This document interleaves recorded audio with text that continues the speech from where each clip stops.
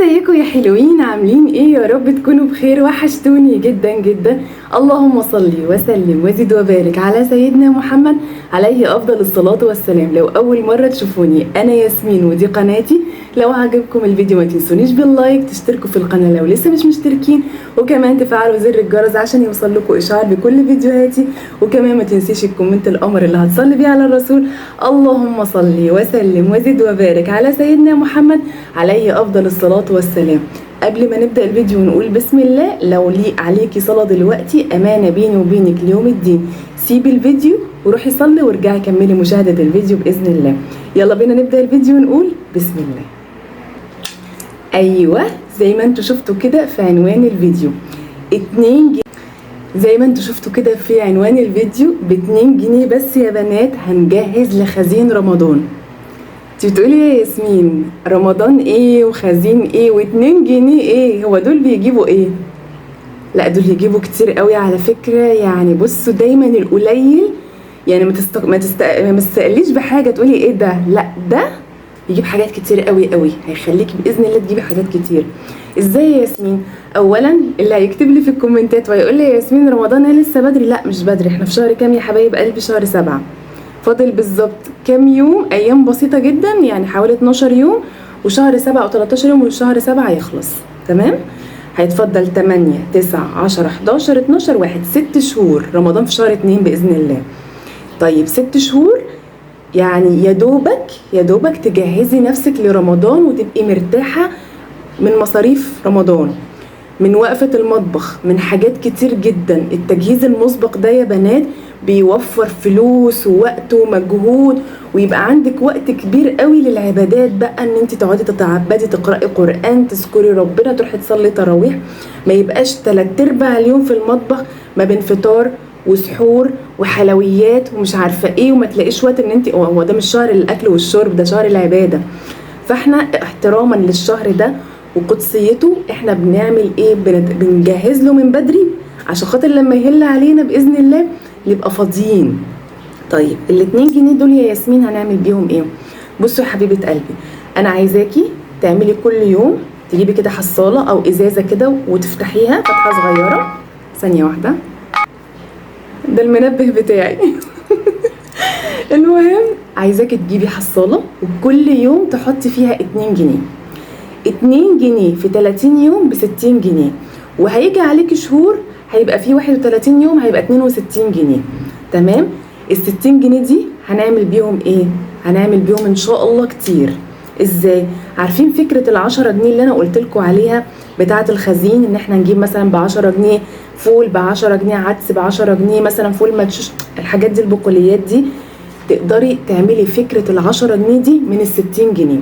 بمعنى ان شاء الله شهر 8 هنقول مثلا انت فاضلك 10 ايام في شهر 7، ابدأي.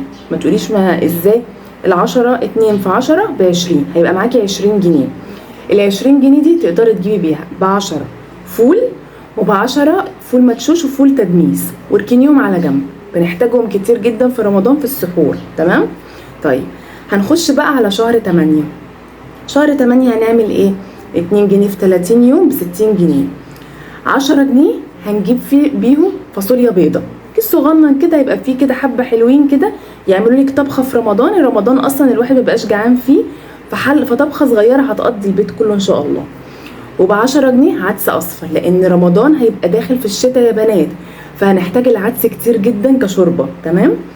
وب10 جنيه عدس بجبه، وب10 جنيه رز، وب10 جنيه فلفل اسود حصى، وب10 جنيه اي فاكهه. هاتي منجيتين نص كيلو، هاتي منجيتين، هاتي مثلا نص كيلو موز وحطيه في الفريزر. عايزه اقول لك رمضان اللي فات من ال10 جنيه اللي انا بقول لكم عليه ده، كانت الخطه بتاعتي دي كانت السنه اللي فاتت انا نفذتها، بس كنت منفذاها من بدري. فاهمين قصدي؟ ما شاء الله ملت فريزر يعني بيتي خير. عايزه اقول لكم قعدت 18 يوم تقريبا او 16 يوم حاجه زي كده في رمضان ما اشتريش حاجه ابدا خالص. يعني لك ان تتخيلوا ما كنتش بشتري حاجه نهائي، يا دوبك جبت اللحوم اول الشهر وشكرا، ما جبتش اي خزين. ده بفضل ربنا سبحانه وتعالى ثم التحضير المسبق. شهر 9 يا بنات هنجيب ب10 جنيه شعريه. تمام، ركزي معايا. 10 جنيه مكرونه، شوفي اي نوع مكرونه، ويا ريت تجيبي الفرن عشان هنعمل طواجن وكده في رمضان. 10 جنيه لوبيا. 10 جنيه كمون حصى، احنا جبنا الفلفل الاسود الشهر 8، هنجيب الكمون الحصى في شهر ايه 9. تمام. 10 جنيه اي نوع خضار، اي نوع خضار في السوق، حتى لو نص كيلو. انا عارفه ان الخضار غالي اليومين دول، بس ان شاء الله الدنيا هتهدى من هنا لشهر 9، تكون الدنيا هديت. حتى لو لاحظت ان انا مش حاطلك اي خضار في شهر 8 عشان لسه الدنيا غاليه شويه، هاتي اي خضار. هاتي مثلا بال10 جنيه دول باميه، ملوخيه. عندنا الملوخيه في السوق ال3 ب10، قطفيها وخرطيها وفرديها في كيس كده وحطيها في الفريزر كده. هاتي مثلا 3 كيلو، اعمليهم على كيسين او 3 اكياس، كل كيس كيلو، وحطيهم كده في الفريزر. يبقى عندك 3 اكياس خضار اهم، جنب مثلا اكل مثلا ارداحي مثلا في رمضان، هينفعوكي مثلا في شويه. مثلا امبارح بقى مثلا شويه محشي مثلا بايتين، هتسخنيهم تاني يوم جنب مثلا طبق ملوخيه. شويه باميه بايتين جنب طبق ملوخيه. اي اكل بايت او ارداحي تقدري تعملي بيه جنبيه طبق ملوخيه، هيبقى زي الفل. تمام. هتجيبي كمان 10 جنيه اي نوع خضار و10 جنيه فاكهه، ده في شهر 9. تمام. هنخش بعد كده على شهر 10. شهر 10 هتجيبي ب10 جنيه رز، تمام، وب10 جنيه مكرونه نص كيلو، وب10 جنيه شعريه نص كيلو، وب10 جنيه اي نوع خضار، تمام، وب10 جنيه فاكهه اي نوع فاكهه، وب10 جنيه كزبره.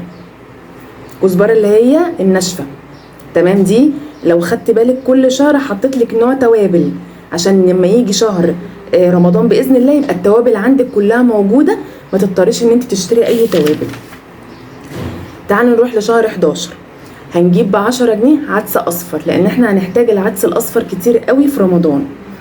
ب10 جنيه يا اما فول صويا يا اما برغل، شوفي انت بتفضلي ايه، تكتري باللحوم اشتريه، يا اما ب10 جنيه برغل يا اما ب10 جنيه فول صويا. تمام. وهتجيبي برده ب10 جنيه رز، يبقى كده عندك الشهر اللي فات ب10 جنيه والشهر ده ب10 جنيه، وب10 جنيه خضار وب10 جنيه فاكهه وب10 جنيه توابل لحمه. كده خلصنا كل التوابل. عندك الملح المبهر وعندك توابل اللحمه، ما تجيبيش اكتر من كده بهارات، هي دي بهاراتك هتبقى في رمضان. تمام. تعالوا نخش على شهر 12. هنجيب ب10 جنيه رز وب10 جنيه مكرونه وب10 جنيه خضار وب10 جنيه فاكهه. لو لاحظتوا ان الخضار والفاكهه متثبتين من اول شهر 9، 10 جنيه خضار و10 جنيه فاكهه، وب10 جنيه فول مدشوش وب10 جنيه فول تدميس عشان الطعميه والفول. وما تنسيش ان ال10 ايام اللي جايين هيبقى معاكي ب10 جنيه فول وب10 جنيه فول مدشوش. كده انت عندك ب20 وب20 حلوين قوي قوي طول رمضان، حلوين قوي يعني مش قادره اقول لكم. والفول رخص بقى ب35 جنيه، فال10 جنيه هيديكي يعني فوق الربع بكتير. تعالوا كده في شهر 1. شهر 1 هنجيب ايه تاني؟ ب10 جنيه رز، ب10 جنيه مكرونه. هاتي بقى المره دي المكرونه الصغننه عشان احنا جبنا عدس بجبه، فاحنا محتاجين نعمل كشري. فانت كده جبتي مكرونه فرن في شهر، وهاتي مكرونه سباكيتي في شهر، وهاتي مكرونه صغننه في شهر عشان نقدر كمان نعمل كشري. تمام. وهتجيبي ب10 جنيه خضار وب10 جنيه فاكهه، وهتجيبي ب10 جنيه دقيق حوالي فوق النص كيلو، يبقى عندك فوق النص كيلو دقيق عشان تعملي بقى القطايف وتعملي الحاجات الحلوه بتاعت رمضان. وهتجيبي ب10 جنيه كيس خميره وكيس بيكنج باودر يبقوا عندك. تمام. اصبح هنا المجموع كام يا بنات؟ 60 جنيه في 6 شهور ب 360 جنيه. كأنك شلتي من مصروف البيت 360 جنيه بتاع شهر 2، لان شهر 2 هيبقى رمضان باذن الله. كأنك شلتي 360 جنيه كده من الميزانيه بتاعت شهر 2 وركنتيهم على جنب.